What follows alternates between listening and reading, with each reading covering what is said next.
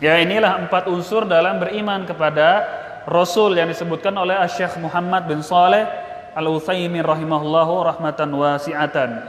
Yang pertama, kita meyakini bahwasanya risalah mereka itu hakun, benar adanya. Kemudian yang kedua, mengimani nama-nama Rasul yang kita ketahui. Adapun yang enggak kita ketahui, beriman secara global. Yang ketiga, apa tadi yang ketiga? Membenarkan apa yang sahih, kabar-kabar dari mereka. Kemudian yang keempat, mengamalkan syariat Rasul yang diutus kepada kita. Ya, kalau yang Rasul-Rasul sebelum kita, bagaimana syariatnya? Kita amalkan atau tidak?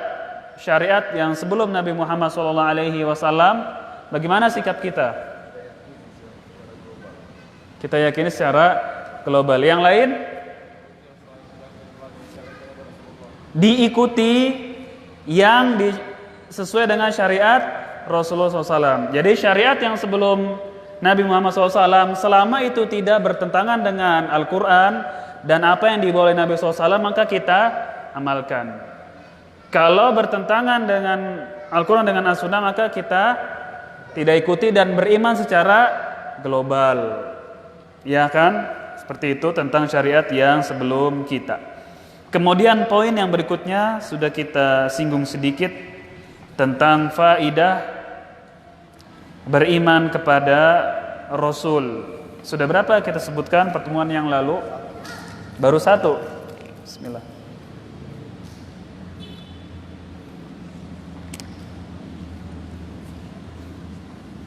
Faidah beriman kepada Rasul, ya, dibuka di Syarah Al-Usul Ats-Tsalatsah.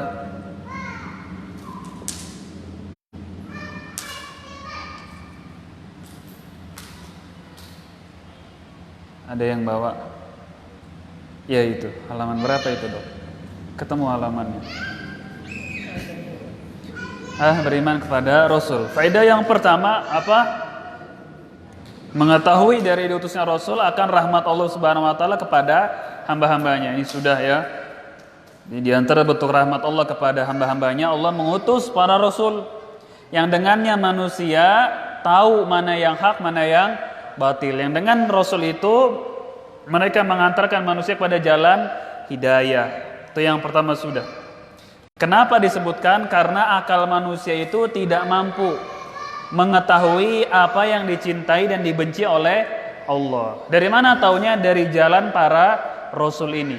Dan juga ada kitab yang menerangkan demikian. Kalau kita kitabnya namanya Al-Quran. Kemudian yang kedua disebutkan oleh beliau rahimahullah, ats-tsaniyatu, faidah yang kedua dalam mengimani Rasul, yaitu syukruhu ta'ala ala hadhihi ni'mati al-kubra, yaitu kita bersyukur kepada Allah Subhanahu wa taala atas nikmat yang besar ini.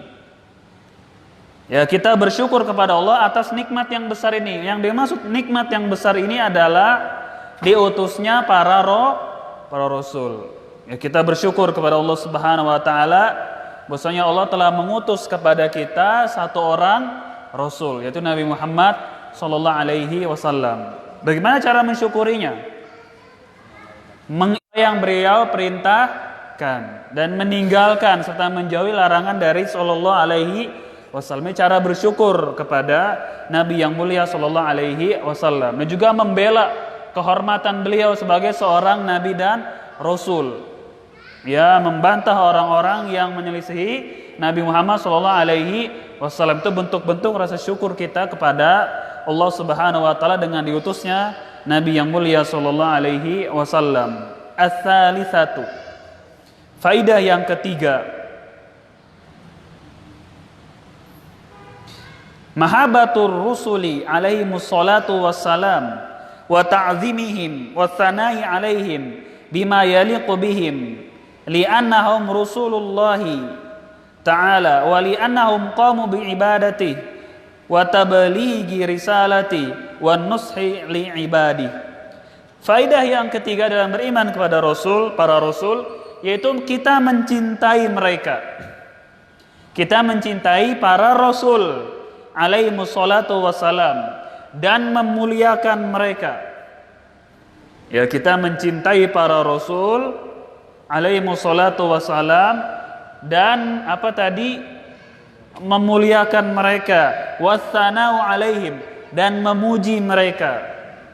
Ya, memuji mereka, bima yaliqu bihim, dengan apa yang layak bagi seorang manusia. Karena para rasul itu mereka juga manusia biasa. Kita memuji mereka sesuai dengan kadar mereka sebagai seorang rasul, dan juga dia manusia. Tidak melampaui batas dalam memuji para nabi dan rasul. Dengan mengatakan, misalkan memuji mereka, dikatakan mereka mengetahui yang gaib. Ini berlebihan. Ya, dengannya lah misalkan terpenuhi segala hajat kita. Ini puji-pujian yang melampaui batas. Ya Rabbi bil Mustafa balik maqo sidana. Nah, ini pujian-pujian yang melampaui batas. Ya Rabbi, wahai Allah, bil Mustafa, dengan sebab al Mustafa, balik maqo sidana, sampaikanlah keinginan-keinginan kami. Ini pujian yang berlebihan. Ketika Nabi SAW dijadikan perantara kepada Allah Subhanahu wa taala di dalam menyampaikan, di dalam memenuhi hajat-hajat kita. Ini berlebihan. Makanya disebutkan oleh Asy-Syaikh di sini, bima yaliqu bihim, memuji para rasul sesuai yang layak dengan mereka. Enggak boleh mengatakan mereka tahu hal-hal yang gaib. Atau apa tadi, menjadikan perantara antara kita kepada Allah dalam menyampaikan hajat kita, kebutuhan kita, enggak boleh. Hanya yang layak, Abdullahi wa Rasuluh. Karena Nabi SAW adalah hamba dan Rasul Allah Subhanahu wa ta'ala. Li'annahum Rasulullahi ta'ala.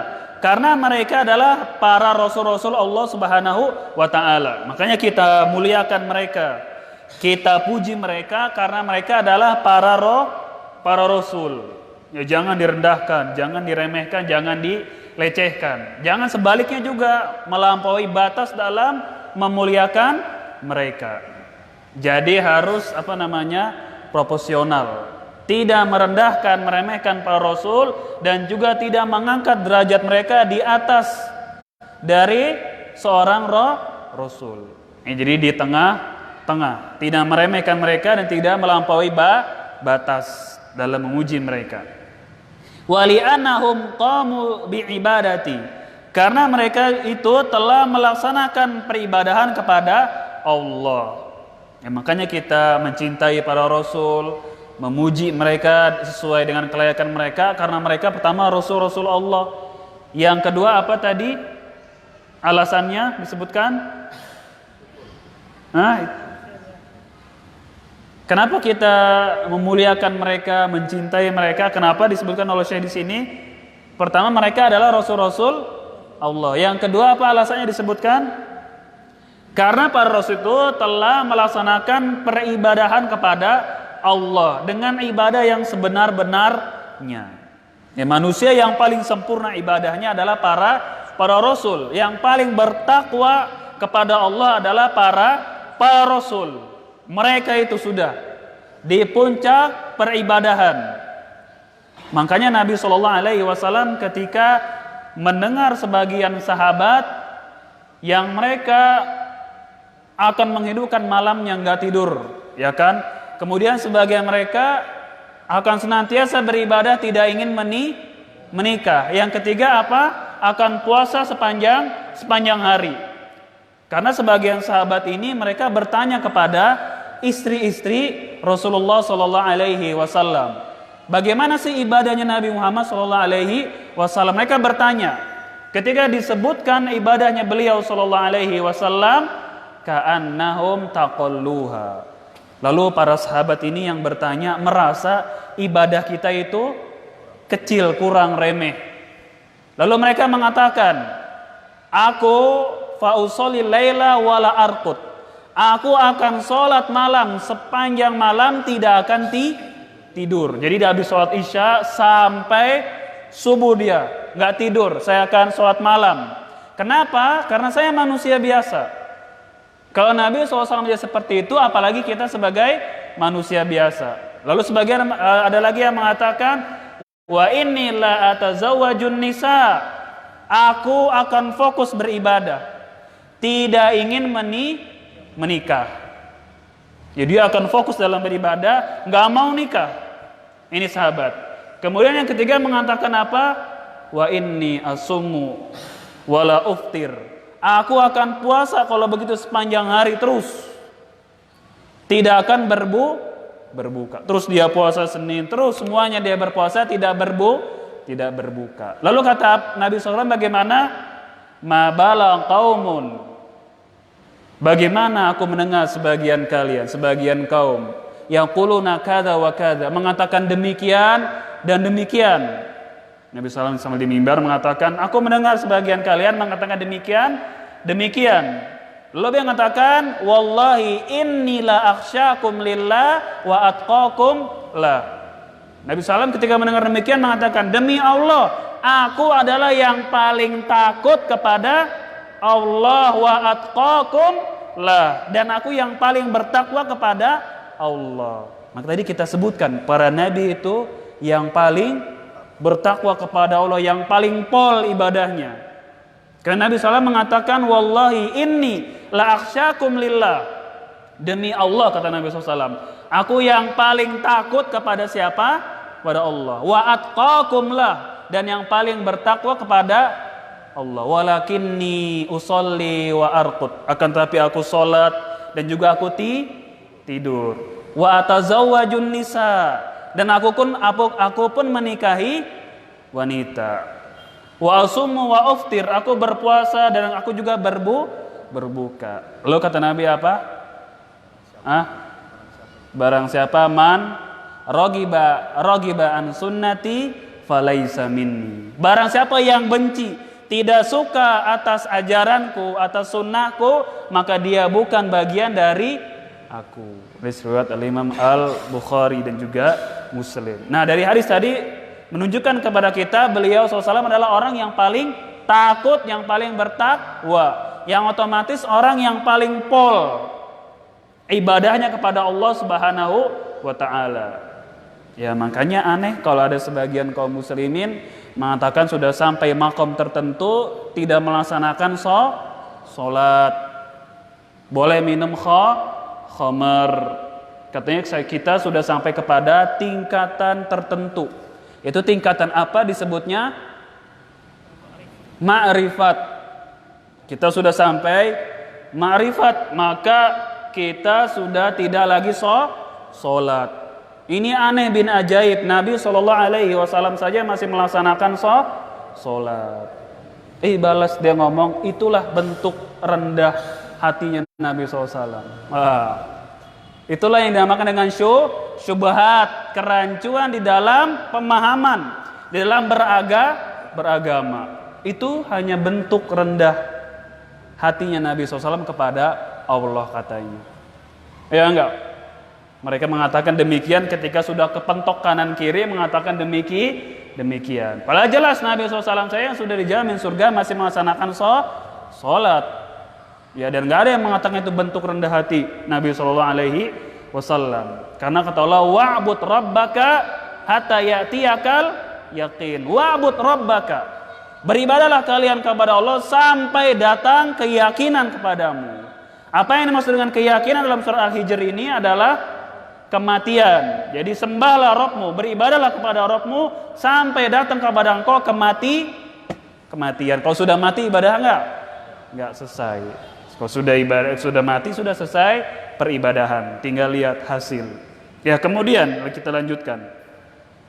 Wa tablighu risalati, dan para rasul telah menyampaikan risalah Allah. Ya, para rasul, kata Syekh Utsaimin, telah menyampaikan risalah Allah.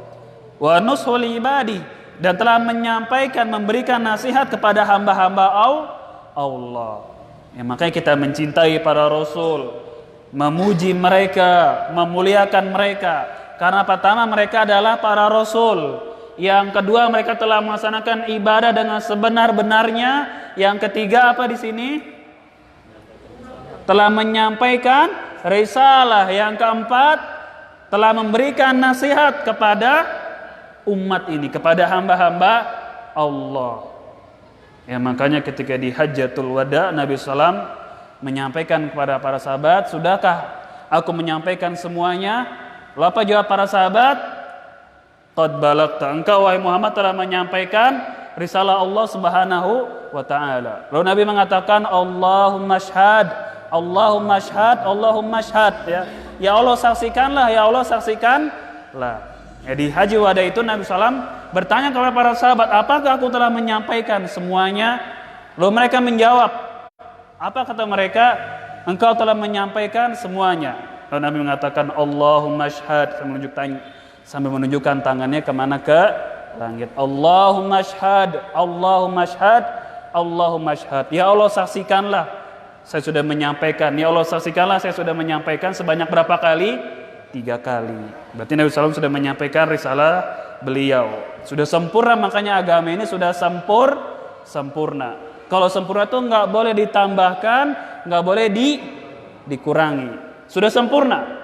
Mana yang tahu ayatnya? Al-Maidah ayat keberapa? Yang ketiga, bagaimana bunyinya? Antum tahu? Al-yauma akmaltu lakum dinakum wa atmamtu alaikum ni'mati wa raditu lakumul islama dina. Coba antum dicatat itu tentang sempurnanya agama Islam. Karena dari sini nanti akan banyak faidah bagi kita. Di surat apa tadi? Surat Al-Maidah, buka surat yang ke-5. Tentang telah sempurnanya agama ini telah disampaikan seluruh risalah oleh Nabi yang mulia alaihi salatu wassalam. Surat Al-Maidah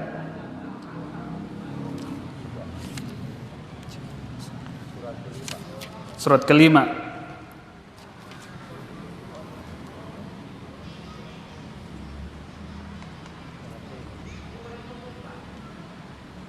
Sudah ketemu ayat ketiga di akhir. Ketemu ya? Masih ada yang ketemu? Abah Musaf, ambil. Itu ada di belakang.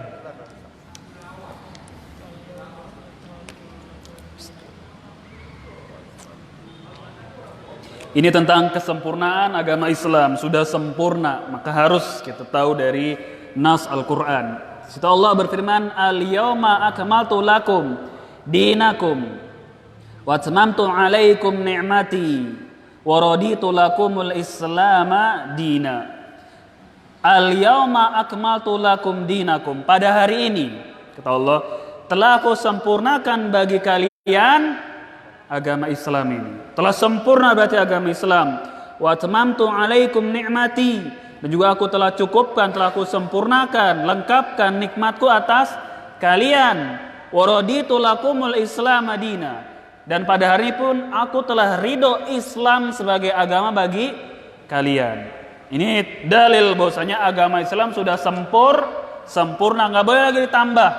Semuanya sudah disampaikan oleh Nabi Shallallahu Alaihi Wasallam, semuanya, baik masalah akidah, fikih, muamalah dan lainnya sudah sempurna. Nggak butuh lagi tambahan, tidak membutuhkan lagi tambahan syariat Islam ini. Ya kalau salaman seorang muslim bagaimana sudah diajarkan. Semuanya, semua perayaan sudah disampaikan. Apalagi masalah akidah sudah disampaikan, semuanya sudah. Makanya nggak ada perayaan dalam Islam kecuali dua, itu Idul Fitri, Idul Adha, dan nanti Ayyamut Tasyrik. Semua perayaan sudah disampaikan oleh Nabi Shallallahu Alaihi Wasallam. Semua peringatan sudah disampaikan oleh Nabi Shallallahu Alaihi Wasallam. Apa peringatan apa yang ada dalam Islam?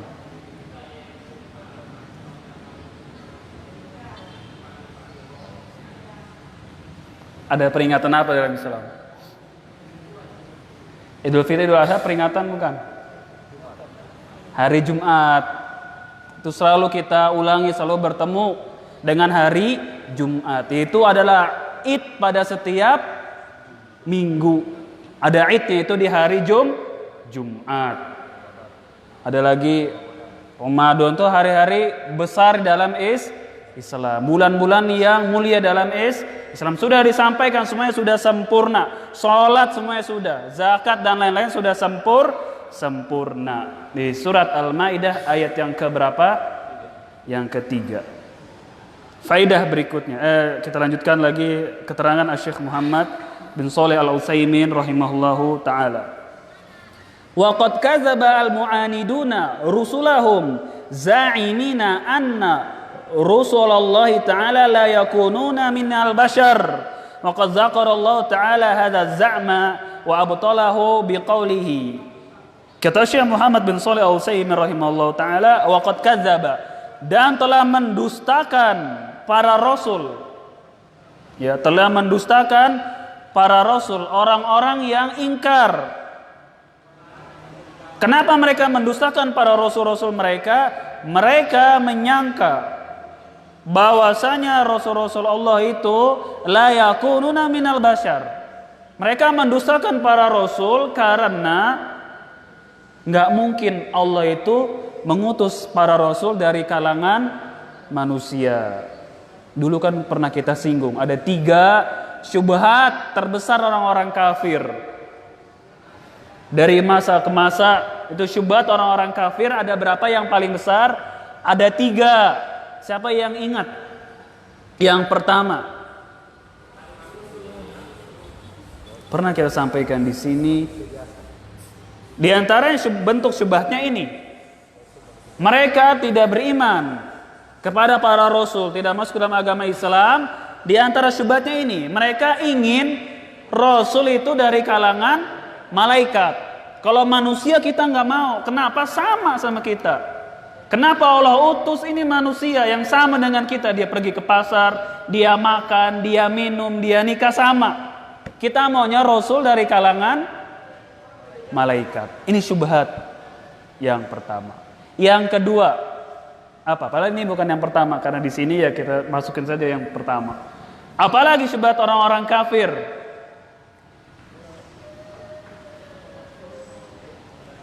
Mereka terheran-heran, terkaget-kaget, sangat mengingkari bahwasanya Rob itu satu. Ini syubhat orang-orang kafirin.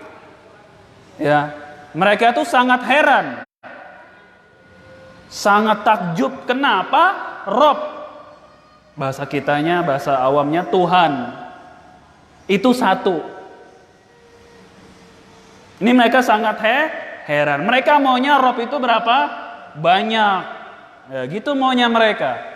Sama ketika kaumnya Musa baru diselamatkan oleh Allah dari kejaran Firaun dan ditunjukkan mukjizat besar, yaitu ditenggelamkan mereka oleh apa?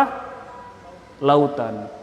Baru nyeberang sampai ke daratan, ngelihat ada suatu kaum nyembah apa? Patung-patung. Minta kepada Musa agar kami juga dibuatkan patung-patung tersebut. Innakum qaumun tajhalun, kata Musa. Kalian itu kaum yang bodoh, nggak ngerti. Ini kebiasaan mereka memang. Rob itu banyak di sisi mereka. Maunya itu Rob itu banyak. Sama juga dengan kaum Quraisy jahiliyah. Mereka ingin Rob itu banyak. Ketika satu dikatakan Rob kalian hanya satu, apa mereka terheran-heran. Innahum kanu idza qila lahum la ilaha illallah yastakbirun, kata Allah. Mereka itu si Quraisy, kalau dikatakan kepadanya bahwasanya tidak ada ilah yang berhak diibadahi dengan benar, yastakbirun. Mereka menyombongkan diri, nggak mau. Ya waqalu innala tariku, apa, dan mereka mengatakan, apakah kita akan meninggalkan ilah-ilah kami li syairin majnun, karena si Muhammad yang gila ini. Ketika dikatakan kepada mereka la ilaha illallah, yastakbirun, mereka enggak mau menyombongkan diri. Apakah kita akan tinggalkan Tuhan-Tuhan kita yang banyak ini karena si Muhammad yang gila? Mereka terheran orang kafir itu ketika didakwakan oleh para rasul bahwasanya Rob itu berapa? Satu saja. Mereka nggak mau. Yang ketiga apa? Syubhat terbesar mereka. Catat tuh faidah. Nanti bisa diluaskan dengan ayat-ayatnya atau dibikin Bagi ustadz-ustadznya bisa ditulis risalah makalah kecil tentang 3 syubhat terbesar kaum kafirin dari masa ke masa. Yang ketiga apa? Mereka terheran-heran kalau orang yang sudah mati dibangkitkan kembali di hari kiamat. Ini heran sekali mereka. Kok ada orang sudah jadi tulang belulang dibangkitkan lagi, dihidupkan kembali? Ini nggak mau mereka. Ada di surat Yasin kan yang suka dibaca setiap malam bebas.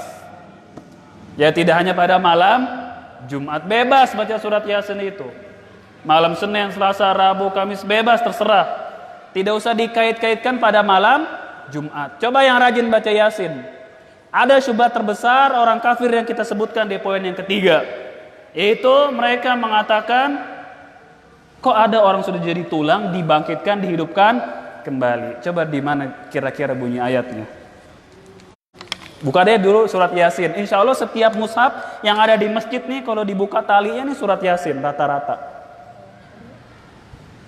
Periksa kalau keliling mana mushaf rata-rata kalau dibuka nih pembatasnya kita temukan surat Yasin. Seakan-akan nggak ada di dalam Al-Quran kecuali surat Yasin. Coba periksa keluar. Ini pengalaman saya pribadi. Cari masjid musola, buka aja talinya nih. Surat keberapa itu? Surat ke-42. Yakin antum? Bukan. Surat yang keberapa nih yang hobi baca Yasin? Alhamdulillah. Bagus. Asal jangan malam Jumat dikhususkan. Boleh mana-mana malam, serah. Habis malam pengantin juga boleh baca Yasin. Serah. Surat keberapa Yasin? Yasin.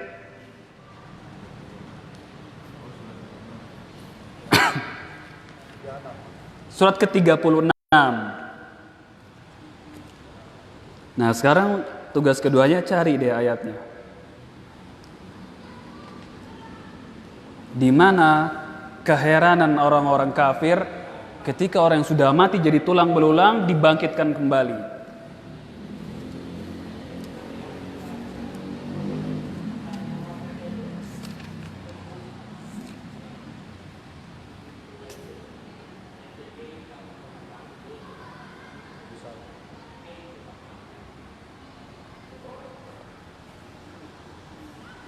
Ketemu, ayo cari di mushaf.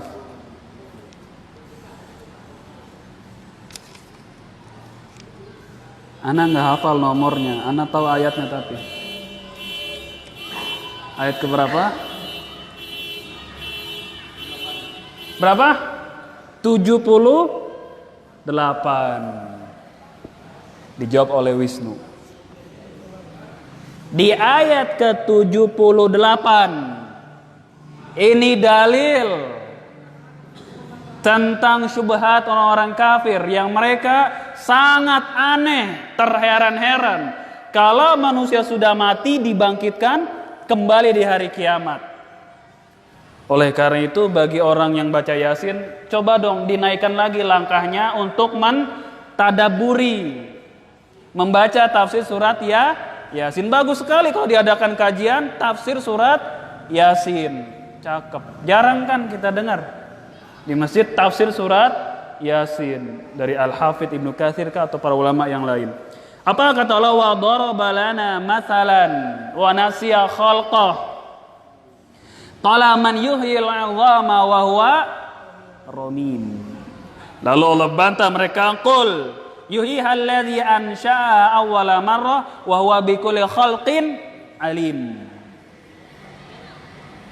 Apa artinya? Siapa mau baca artinya?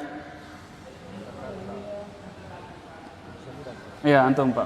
Katakanlah, dari 78 Pak. Dan dia membuat perumpamaan bagi kami, dan dia lupa kepada kejadiannya. Dia berkata, siapakah yang dapat menghidupkan tulang belulang yang telah hancur dulu? Tuh, terus. Katakanlah, dia akan dihidupkan oleh Tuhan yang menciptakannya kali yang pertama. Dan dia maha mengetahui tentang segala makhluk. Nih, wa daraba lana mathalan. Mereka membuat permisalan kepada kami, mentanyakan kepada kami, wa nasiya khalqah, dan lupa tentang penciptaan mereka itu. Ya, qala man yuhyil 'idhama. Siapa yang akan menghidupkan, merakit kembali tulang-tulang ini yang sudah menjadi apa? Yang sudah apa? Sudah jadi tulangnya sudah hancur, sudah rapuh. Siapa nih yang mau dirakit ulang ini? Siapa yang mau ngerakit ulang tulang-tulang yang sudah hancur ini? Qul, katakan wahai Muhammad kepada mereka, yang akan menghidupkan tulang-tulang tersebut adalah yang pertama kali menciptakan. Karena mengulang itu lebih mudah daripada menemukan. Itu sudah fitrah. Pertama kali itu lebih sulit daripada mengulang kembali perbuatan. Bangun masjid ini ketika pertama kali dirancang, diukur segala macam. Pertama kali dia foto tanahnya berapa, bagaimana macam-macamnya, perkiraan biaya berapa, itu lebih sulit. Sudah jadi dihancurkan ini masjid. Untuk dibangun kembali lebih mudah atau yang pertama kali ngebangun? Lebih mudah yang mana? Yang kedua. Ketika mengulang ini masjid dibangun lebih mudah. Kenapa? Karena sudah pengalaman dan datanya sudah ada, dan Allah lebih mudah lagi dari yang demikian. Ya kan, katakan Muhammad kepada mereka, akan menghidupkan tulang-tulang itu yang pertama kali menciptakan. Wa huwa bikulli khalqin alim. Dan dia apa yang Allah ciptakan maha tahu. Gampang. Ini syubhat mereka. Di antara syubhat 3 terbesar orang-orang kafir. Ini faidah. Ya, bagi para pelajar bisa nyari ayat-ayatnya dan lain-lain, diluaskan. 3 syubhat terbesar orang-orang kafir. Yang pertama, mereka sangat heran bahwasanya Rob itu berapa? 1. Yang kedua, mereka nggak mau. Dan mereka terheran-heran kenapa Rasul itu dari kalangan manusia. Yang ketiga, mereka sangat terheran-heran kalau ada orang sudah mati, sudah luluh lantak, tulangnya dihidupkan kembali di hari kiamat. Oleh karena itu para ulama kita, diantaranya Al-Imam Asy-Syaukani, menulis ini tentang ittifaq syar'i, tentang kesepakatan syariat, yaitu pertama di dalam tauhid, yang kedua an-nubuwat, kenabian, yang ketiga al-ma'ad, hari kiamat. Juga dalam syarah Al-Aqidah At-Tahawiyah disebutkan tentang 3 ini. Sudah azan, kita lanjut deh. Itu tadi hanya bonus, kesentuh sedikit. Dan sungguh sudah mengingkari para pengingkar ini, para rasul. Mereka menyangka pengingkaran mereka sebabnya karena apa? Kenapa rasul itu dari kalangan manusia? Wa qad zakarallahu ta'ala hadza za'ma wa abtalahu biqaulihi. Dan Allah telah menyebutkan syubhat ini dan telah membatalkannya, merobohkan syubhat ini, membantah syubhat ini di dalam surat Al-Isra ayat 94-95 tentang syubhat kerancuan orang-orang kafir bahwasanya Rasul kenapa dari kalangan manusia. Mereka maunya Rasul dari apa? Dari malaikat mereka maunya. Dan Allah telah batalkan di sini. Buka ya. Wa ma mana'an nasa ayyuminu ijja'ahumul huda illa an qalu abasallahu basyaron rasula. Qul law kana fil ardi malaika yamshuna mutmainnina lanazzalna alaihim minas sama'i malakan rasulan. Allah berfirman di surah Al-Isra ayat 94 dan 95 tentang yakni syubhat orang-orang kafir. Allah berfirman, tidak ada yang menghalangi manusia dari beriman ketika datang kepada mereka hidayah.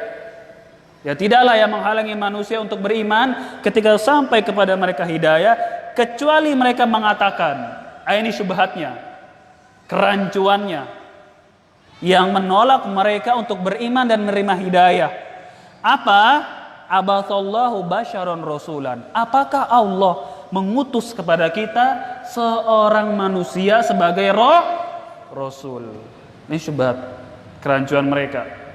Apakah Allah mengutus kepada kita manusia biasa ini sebagai seorang rasul? Qul law kana fil ardi malaika, katakanlah jika seandainya di muka bumi ini malaikat, ya, seandainya penduduk dunia ini adalah apa? Para malaikat, lanazalna alaihim minas samai malakan rasulan.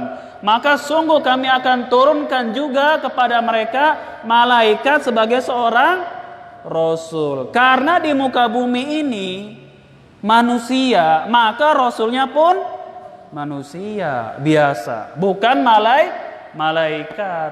Kalau kalian malaikat, kami utus rasul untuk kalian adalah malaikat.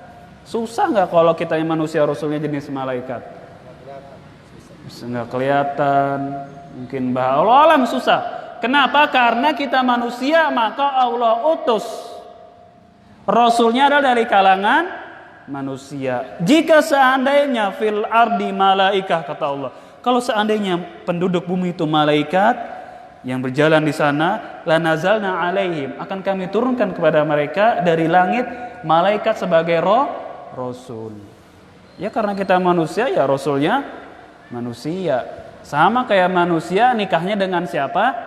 Dengan manusia. Jangan kita dengar ada manusia nikahnya sama bangsa jin.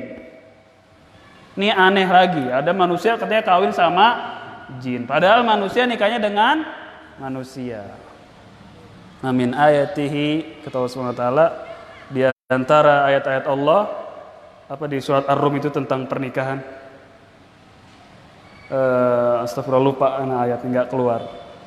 Wa ja'ala bainakum sakinata mawaddata warahmah, dan kami jadikan, kata Allah, dengan pernikahan tersebut sakinah, mawaddah, warahmah. Manusia dengan manusia nikahnya, bukan manusia dengan jin. Pernah nggak dengar ada katanya orang nikah sama jin? Bagaimana itu kejadiannya manusia nikah sama jin? Bisa nggak itu kira-kira? Atau di zaman sahabat ada nggak yang kawin sama jin? Ada nggak? Nggak pernah kita dengar. Maka manusia nikahnya dengan manusia juga akan Allah jadikan rahmah, sakinah, dan rahmah. Sampai sini cukup, sudah azan. Kalau ada pertanyaan, fardol silakan. Sedikit.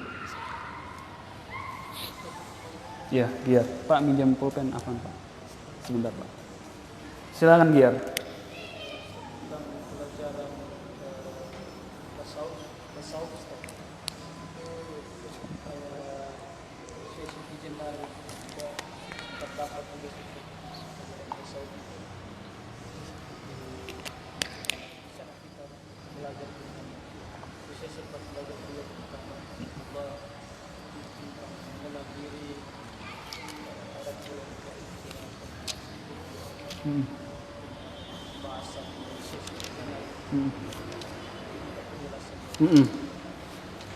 Ajaran Syekh Siti Jenar, ya, kita kembali ketika seseorang bertentangan dengan Al-Quran dan As-Sunnah dengan pemahaman salaful ummah, maka kita tinggalkan, ya, apalagi ma'rifat, hakikat, dan yang lainnya. Kata Ibnu Qayyim, kullu tariqin ilallahi masdudah illa tariqur rasul.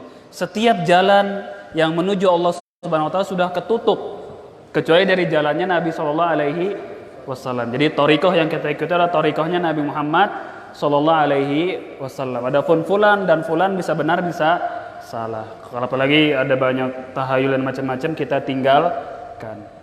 Cukuplah kita mengamalkan ajaran beliau sallallahu alaihi wasallam. Insyaallah mengamalkan Riyadhus Shalihin saja sudah banyak yang belum kita amalkan. Riyadhus Shalihin tentang anjuran-anjuran Nabi SAW, perintah-perintah beliau dalam kitab Riyadhus Shalihin saya sudah cukup bagi kita. Jangan nyari-nyari yang belum jelas. Ya Allah ta'ala a'la wa alam. Cukup sampai di sini. Subhanaka Allahumma bihamdika asyhadu alla ilaha anta astaghfiruka wa atubu ilaik. Wassalamualaikum warahmatullahi wabarakatuh.